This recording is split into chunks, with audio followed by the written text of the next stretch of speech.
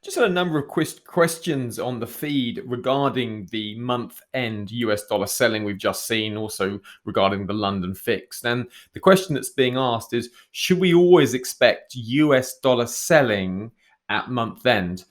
Now, the first thing to say, month-end rebalancing is essentially due to money managers who are managing a portfolio of currencies or commodities, and there's certain criteria they have to ensure is always met in order to balance those portfolios so they're not overexposed to any one asset.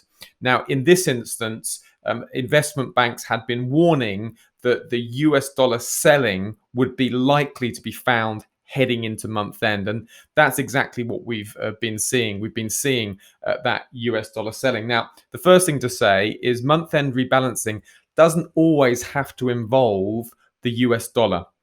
Now, we also saw some Japanese yen weakness as well. So you can see yen pairs were moving very sharply higher. And we can see the Aussie Japanese yen pair, which we favored shorting. You see price really whipped up higher through the London fix and due to this month-end rebalancing. So what we've seen is not only dollar weakness, but we also saw some Japanese yen weakness. Now, there's no fundamental news for these moves. These are purely driven by the moves in the currency space due to month-end rebalancing. And typically what happens is these moves are faded and reversed. So around 5 o'clock, we should start to see these moves in a normal scenario just sort of fade away.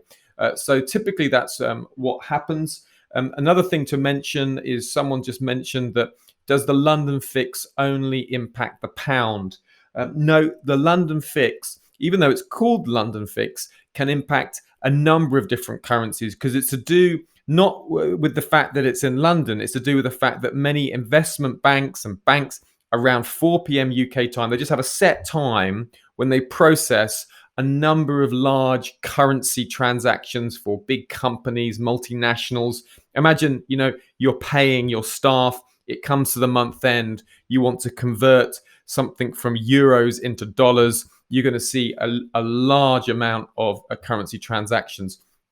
Now that could be into Australian dollars, New Zealand dollars. So we tend to see moves around different currency pairs, not just the pound. So guys, I hope that helps. The moves can be quite sudden around month-end rebalancing and London fix. They're difficult to predict. The thing to be is just to be aware of when you're coming to month-end, you can get month-end flows. Similarly, when you're coming to month-end, and anytime you come to the London fix around 4 o'clock, you can see these sort of sharp moves that don't last. So typically, we wouldn't expect this move to last because there isn't a fundamental reason for it. So our Aussie US dollar downside remains, and our Aussie dollar Japanese yen downside remains. Any change to that, of course, we will update you and let you know.